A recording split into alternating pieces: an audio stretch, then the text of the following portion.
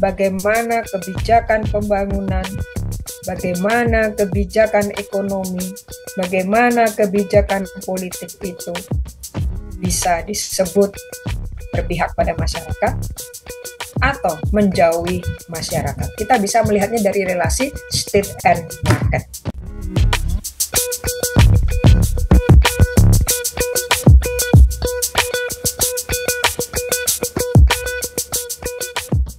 Saya mempertimbangkan karena mata kuliah ini bisa digunakan sebagai dasar memahami fondasi dari tata kelola politik, tata kelola ekonomi, dan bisa digunakan untuk memahami sebagai dasar pijakan menjelaskan relasi state, market, dan society.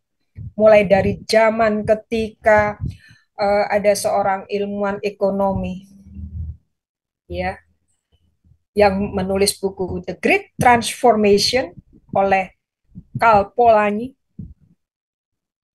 bagaimana dia memandang bahwa Great Transformation itu sebagai sesuatu yang tidak pernah diskenario, tapi terjadi dan berlaku sampai sekarang. Jadi kita memahami itu.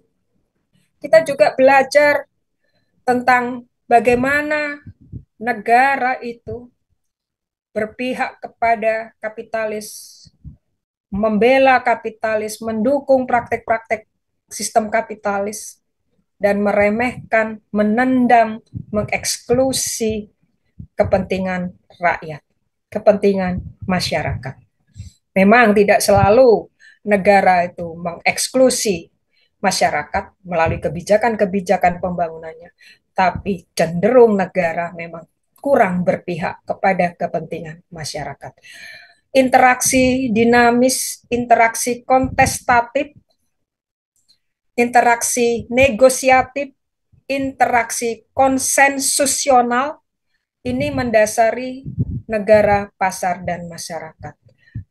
Ya, jadi interaksinya bisa macam-macam, bisa konsensus, bisa negosiasi, bisa kontestasi, bisa konfliktual.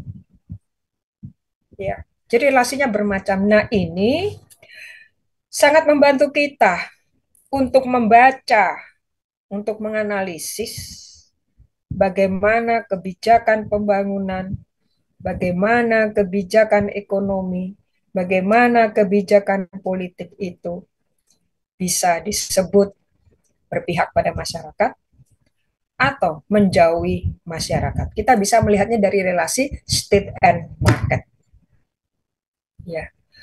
Oleh karena itu saya juga nanti ya setelah Anda selesai mengikuti kuliah ini yang diatur secara sistematis berdasarkan topik-topik ada 14.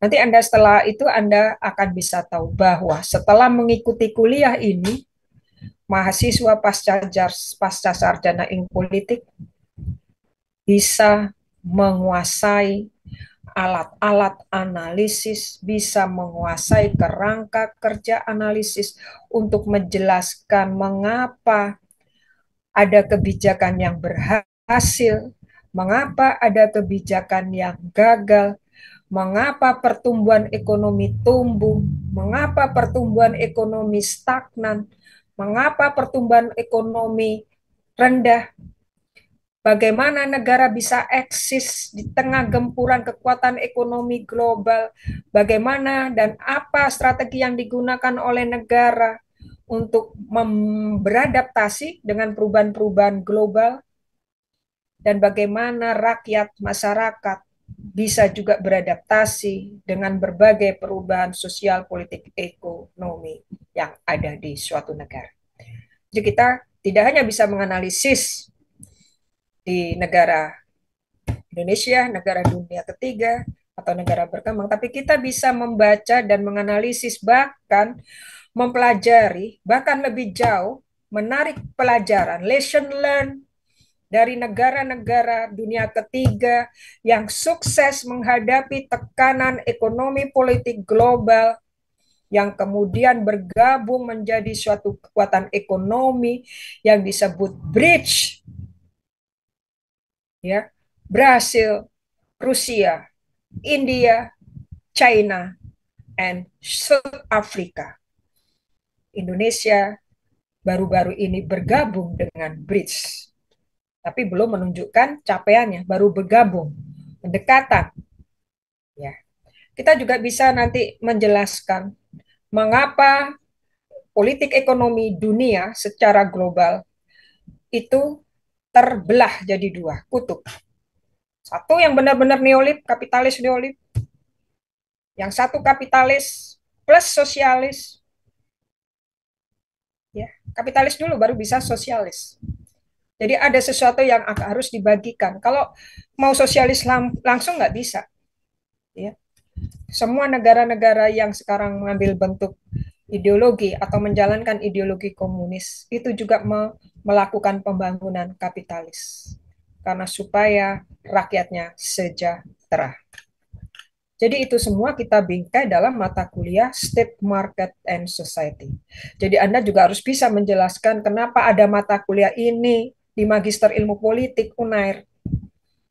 Karena mata kuliah ini menawarkan keunggulan dan untuk menambah kompetensi, keterampilan saudara dalam menjelaskan perubahan, pergeseran relasi negara pasar masyarakat akibat variabel ekonomi, variabel kapitalis, variabel perubahan global, variabel kekuatan investor, variabel kekuatan swasta, variabel kekuatan pasar, variabel kekuatan masyarakat atau civil society.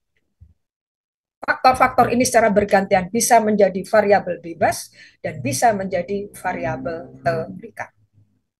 Itu kita pelajari dalam logika analisis negara pasar masyarakat. Tentu saja, Anda silakan cari literatur yang bisa digunakan sebagai sumber bacaan dan juga juga bisa mencari jurnal atau artikel ilmiah untuk menjelaskan beberapa perspektif kritis untuk lebih memahami bentuk-bentuk ya relasi negara pasar masyarakat. Kapan relasi itu naik, kuat, solid, dan kapan relasi itu ambruk, runtuh, lemah, bergeser, dan lain-lain. Jadi polanya seperti itu yang kita pelajari.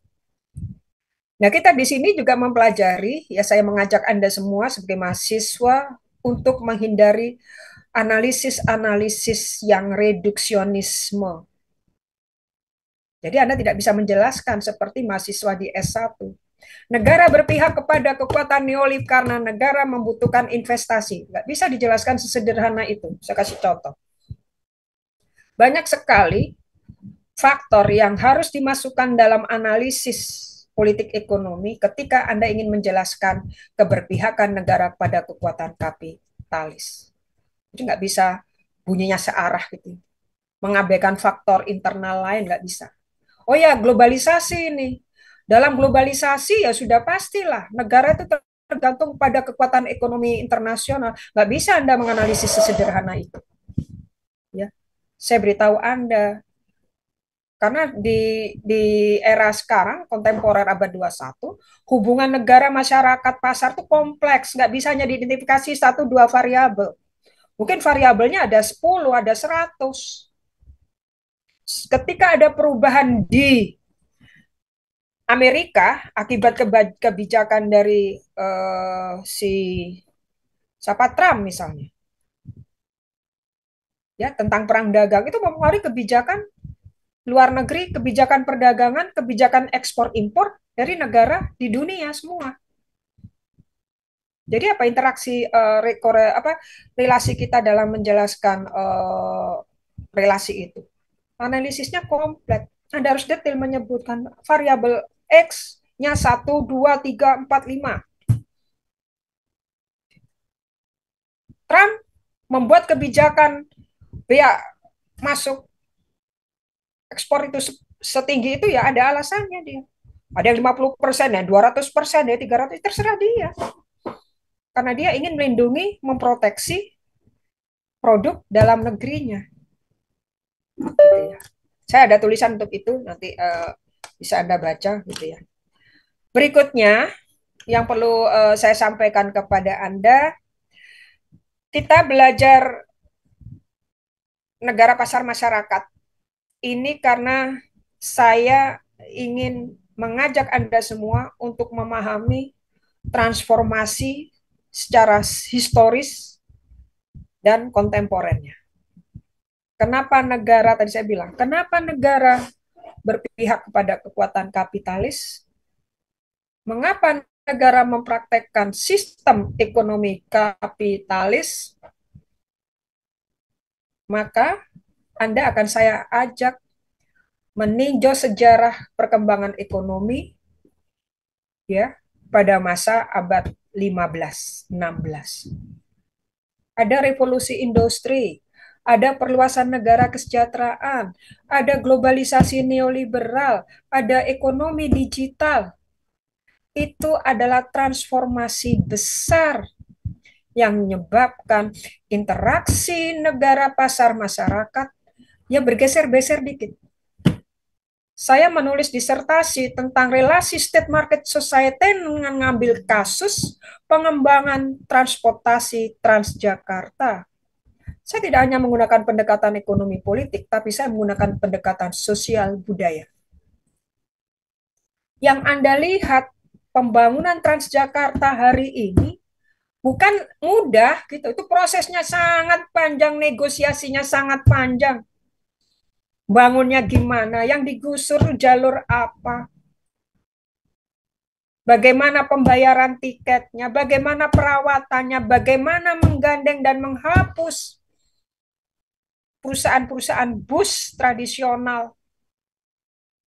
Anda yang hidup sekarang tahun 2000 enak, udah ada Transjakarta yang dulu lebih dikenal dengan busway, sekarang TJ. TJ itu Transjakarta yang menghantarkan Anda dari setiap sudut jalan dengan biaya yang terjangkau murah. Itu prosesnya sangat panjang, perdebatan sangat panjang, konfliknya panjang, tapi berhasil negosiasi di antara aktor-aktor, pemilik bus, pemilik land, pemilik modal, pemilik kekuasaan. Itu bernegosiasi. Untuk apa? Untuk rakyat. Jadi semua diuntungkan dari kehadiran bus Transjakarta.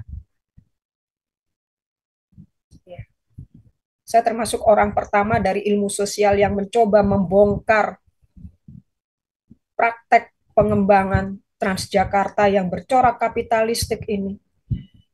Gara-gara saya, akhirnya sekarang orang-orang ilmu sosial, mau via lah, mau FISIP lah, mau sosiologi,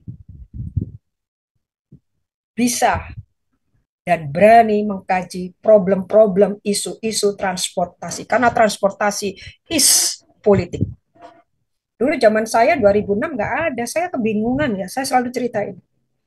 Saya harus mencontoh disertasinya siapa, nggak ada contoh.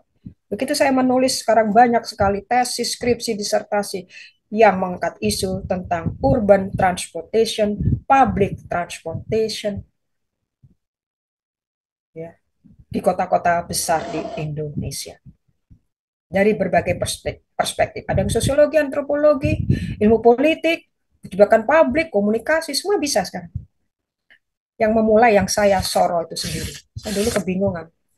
Nyaris putus asa saya. Ini gimana sih menjelaskan relasi kompleks dari state market society pada saat membangun mega project untuk kota Jakarta. Gak gampang loh, meniti transportasi. Dan tidak semua data diberikan kepada saya saat itu. Angel. Ya. Oleh karena itu, tapi itu sebagai bentuk relasi ekonomi politik yang paling jelas itu ya di transportasi atau di pembangunan infrastruktur. Negara tidak bisa mendikte pasar, pasar juga tidak mau didikte negara.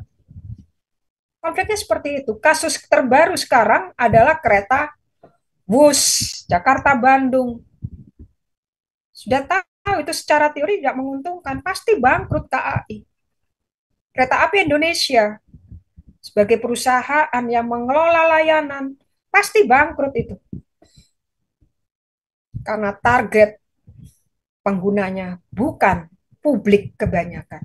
Orang tertentu. Siapa yang mau bayar tiket 400, 500? Ya, jadi itu. Jadi untuk nanti Anda sebagai tugas akhir dari saya tidak suka dengan makalah. Buat makalah Anda kalau ditugasi membuat makalah, Anda hanya minta tolong pihak ketiga. Ya, minta tolong AI. Saya nggak mau itu. Saya hanya mau tugas akhir dari mata kuliah ini, Anda melakukan riset mini dan mengeksplorasi sendiri kasus yang bisa Anda pilih sendiri, yang bisa dipakai untuk menjelaskan secara lengkap tentang interaksi segitiga negara, pasar, masyarakat. Ya, kasus terbaru sekarang selain WUS adalah pembangunan ibu kota Nusantara. Itu syarat sekali politik ekonominya. Negara menyediakan apa? Modal kagak punya. Menyediakan lokasi. Investornya siapa? Cina. Sistemnya gimana? Kontrak. Membangun fasilitas, membangun infrastruktur nggak gampang. Bangun jalannya, ya, bangun rumahnya, bangun kantornya, bangun sanitasinya, bangun air bersihnya, bangun jembatannya, bangun transportasinya. Ya, membangun ibu kota baru di wilayah yang jauh dari pusat industri itu problem politik. Jadi Anda jangan cuma belajar, oh ya IKN, gampang ya IKN, ada investor Cina. Problemnya tidak semudah itu. Di situ ada praktek tata kelola. Siapa yang menetapkan keuntungan? Siapa yang harus diprioritaskan supaya untung modalnya cepat balik? Baliknya lama, hampir 200 tahun. Berapa ratus triliun? Mungkin 5.000 triliun membangun IKN.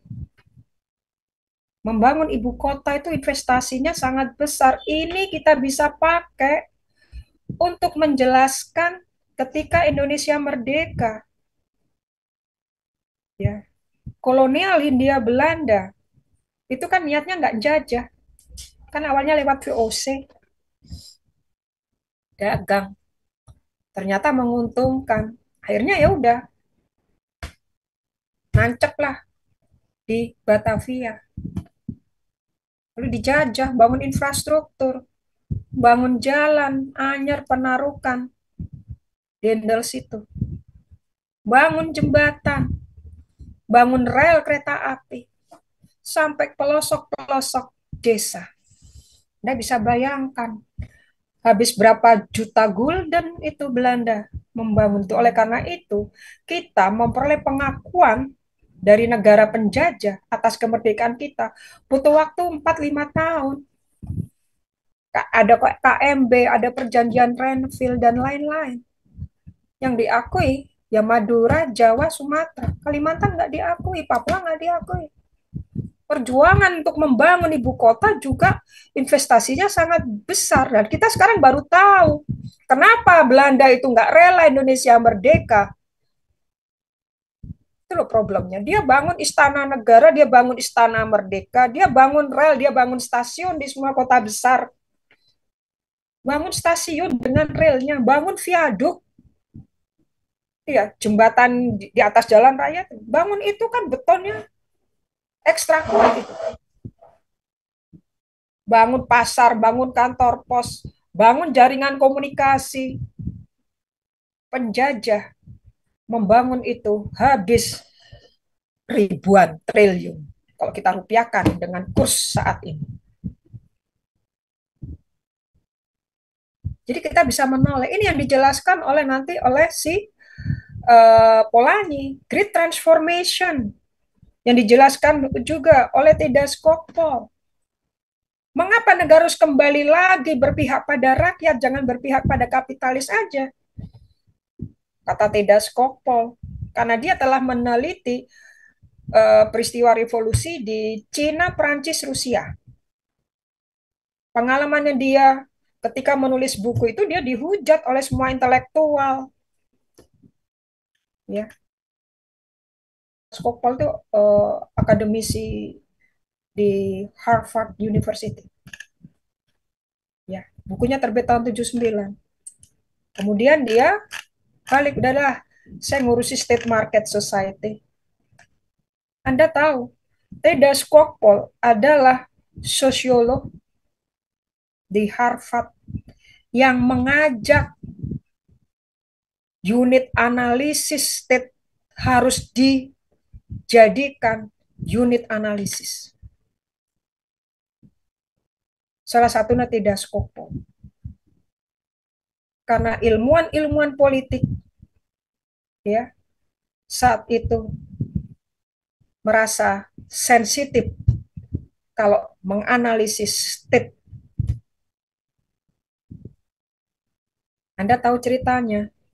Dan mungkin yang dari S1 Ilmu Politik Fisik UNER, kalau saya yang ngajar di kelas saya pernah menyampaikan ini. Bahwa setelah Perang Dunia Kedua, negara itu tidak boleh menjadi unit analisis dari ilmuwan politik, pembelajar politik. Yang kita analisis harus sistem politik. Maka textbook setelah Perang Dunia sampai tahun 69, nggak ada buku tentang state. Karena state terlalu Marxian. State itu Marxis. Kita menganalisis, kalau ingin menganalisis negara, ingin menganalisis kondisi parpol, ingin menganalisis birokrasi, pakailah teori sistem politik. Anda nggak asing. Anda kalau suruh jelaskan pakai teori sistem, Anda mungkin paling canggih. Anda pasti tahu David Ashton nulis buku tahun 65 tentang political system, dipengaruhi oleh perspektif dari Talcott Parsons. Ini Talcott Parsons orang sosiologi, nggak apa-apa memandang masyarakat sebagai sistem. Masa orang politik juga memandang masyarakat sebagai sistem, yang benar dong, gitu kalau bahasa saya. Tapi dominasi ilmu sosial di negara dunia ketiga memang berorientasi ke Amerika. Semua sistem. Ilmuwan-ilmuwan politik harus menganalisis negara itu dengan kata sistem politik. Nah, karena Theda Skocpol tahun 79 sudah menulis buku tentang revolusi di 3 negara itu, ya, kalau nggak salah, ya, Rusia, Cina, Prancis. Akhirnya dia pada tahun 85 menulis buku Bringing the State Back In. Ayo kita balik, yuk, analisis tentang negara. Negara itu berkerangka konseptual loh, gitu dia tuh. Penting loh. Jangan semua dianggap sistem. Ya tentu saja Anda harus tahu story-nya. Ini karena ada perdebatan antara Nico Polansas dan Rab Miliband. Ya, ketika mereka klaim-klaiman berargumentasi, negara ini sebenarnya siapa sih? Fungsinya apa sih? Nah, kalau negara membela kekuatan kapital, boleh nggak? Kalau negara menjadi instrumen kelas dominan, boleh nggak? Mereka berdua tuh gelut. Tapi gelutnya bukan adu mulut, tapi adu argumentasi lewat tulisan mereka yang diterbitkan di jurnal kiri. Itu ada saya tulis di buku teori politik saya. Oleh karena itu, sejak tahun 70-an, state kembali menjadi unit analisis bagi intelektual, akademisi, dan para pembelajar ilmu politik.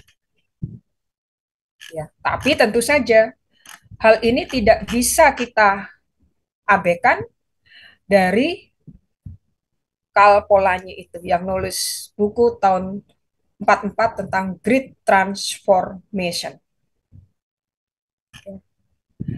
Oke, itu sekilasnya. Nah, pengenalan dari mata kuliah negara pasar masyarakat ini saya mengajak Anda untuk mengembangkan wawasan Anda supaya Anda bisa lebih analitis, Anda bisa lebih kritis, Anda bisa lebih argumentatif ketika mempelajari relasi, mempelajari hubungan ekonomi politik, hubungan sosiologi politik, negara, pasar, masyarakat. Karena state, market, and society ini adalah kunci dalam memahami praktik-praktik kekuasaan, fenomena-fenomena ketimpangan, fenomena-fenomena ketidakadilan, fenomena-fenomena eksploitasi sumber daya yang ada di dunia modern dan kontemporer.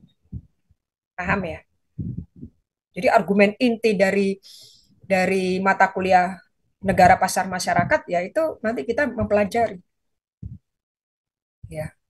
Khususnya saja dengan perubahan-perubahan ekonomi mulai tahun 80-an di mana kebijakan Washington Konsensus itu menjadi alat pengikat secara politik, alat pengikat secara ekonomi negara-negara dunia ketiga untuk mengikuti program-program liberalisasi di sektor ekonomi dan politik. Liberalisasi kita tahun 80-an itu. Washington Consensus itu dibuat tahun 80. Presidennya Amerika saat itu adalah seperti aktor Hollywood itu Ronald Reagan dan Perdana Menteri Inggris saat itu Margaret Thatcher. Mereka sepakat membuat kesepakatan Washington yang memberi ruang pada kekuatan kapitalis. Ekonomi liberal, politiknya liberal, keren gitu ya. Kita nggak siap itu, tapi kita mengadopsi. Ya seperti itu. Lalu kemudian berkembang mulai tahun 2000-an, kita akhirnya memberanikan diri ya dengan teori-teori globalisasi yang membunyikan bahwa tidak bisa dan tidak boleh ada negara satupun yang menolak dari globalisasi. Tapi saya lupa ya, ada satu negara yang menolak globalisasi sampai sekarang. Saya lupa negara itu. Jadi semua negara di muka bumi, mau yang belahan utara, mau yang selatan, itu terkena kebijakan internasional yang namanya globalisasi. Di situ mulai banyak prediksi-prediksi. Ya mungkin Anda sampai sekarang mungkin mengenalnya. Oh negara jadi hilang. Oh negara bangsa jadi terhapus. Itu bayangan kita saat kita mengenal konsep globalisasi. Enggak ada yang hilang, enggak ada yang terhapus. Negara Indonesia tetap ada. Kedaulatan negara Indonesia yang hilang. Negaranya tetap ada, wilayah batas geografisnya ada. Penduduknya tetap punya KTP, KTP WNI. Yang hilang adalah kedaulatan dari negara. Yang hilang adalah kuasa dari negara. Yang hilang adalah kedaulatan dari warga negara. Yang hilang adalah kekuasaan warga negara.